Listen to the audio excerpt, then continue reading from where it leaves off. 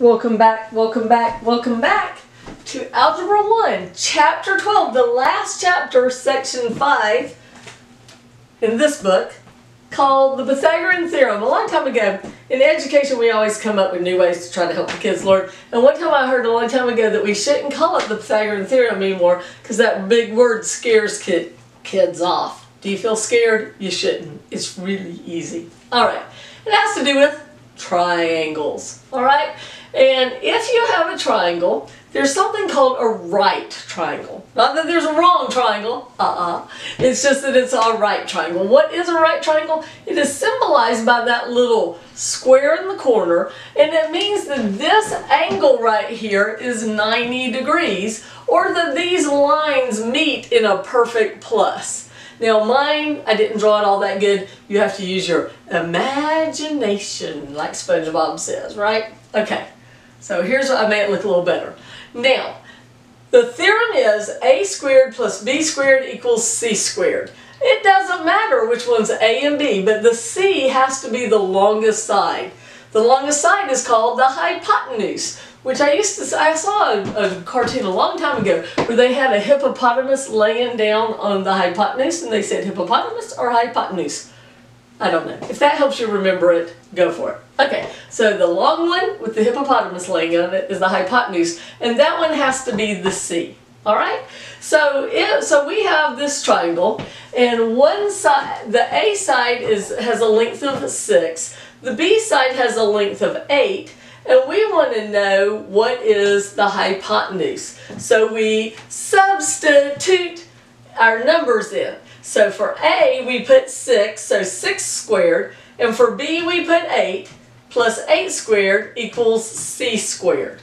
We go ahead and square the A, 6 squared is 36, and we square the B, 8 squared is 64, and then we say that equals C squared.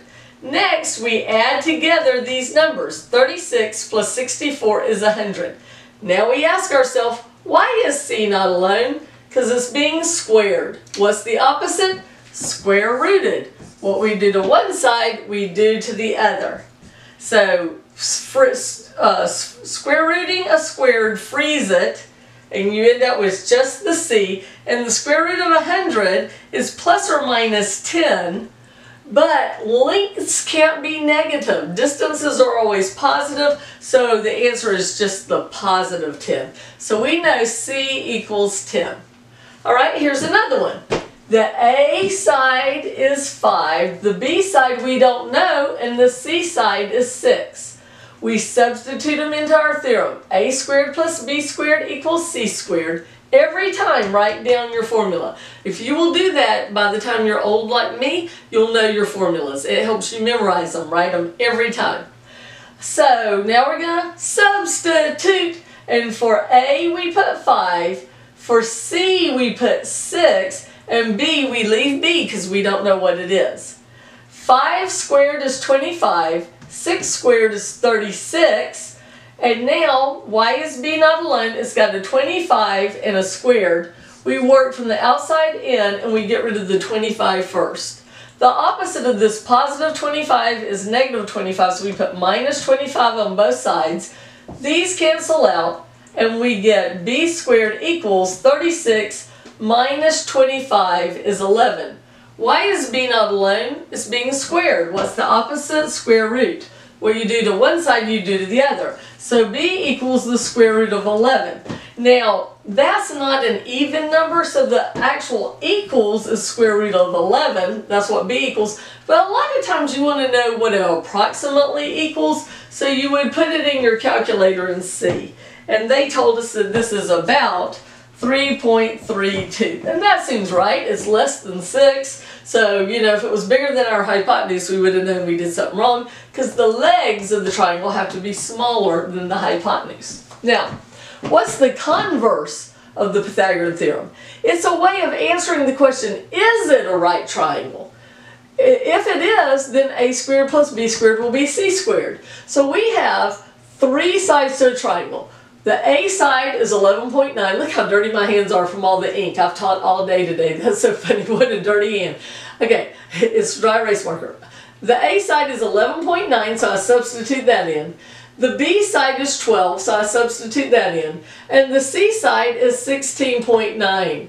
And so if it is a right triangle, this will be equal. So I say, is it equal? Well, let's find out. On our calculator, we would do 11.9 squared and we get 141.61. We'd do 12 squared, but you probably know that one. 12 times 12 is 144. And then you do 16.9 squared and it's 285.61. Are they equal? Oh, the suspense. It's killing me. All right, so we add these up and we see indeed that they add up to be 285.61, the same as this. So this is a right triangle because that was true. How about this one? Is it a right triangle? This time A is 5, B is 11, and C is 12. 5 squared is 25, 11 squared is 121, and 12 squared is 144. Are they equal? No. 25 plus 121 is 146, and 146 is not the same thing as 144. I'd rather have $146 than $144. I'd get $2 more. So this one is no, it's not a right triangle. This one was yes, it is. That's how you use the converse, and that's how you do the Pythagorean theorem. Don't be scared by that big word. You can say it and you'll sound smart. Alright, come back for 12.6. It's actually the last section. I'll explain to you why we're not doing the very last two sections of the book if you come back for 12.6. Math is great.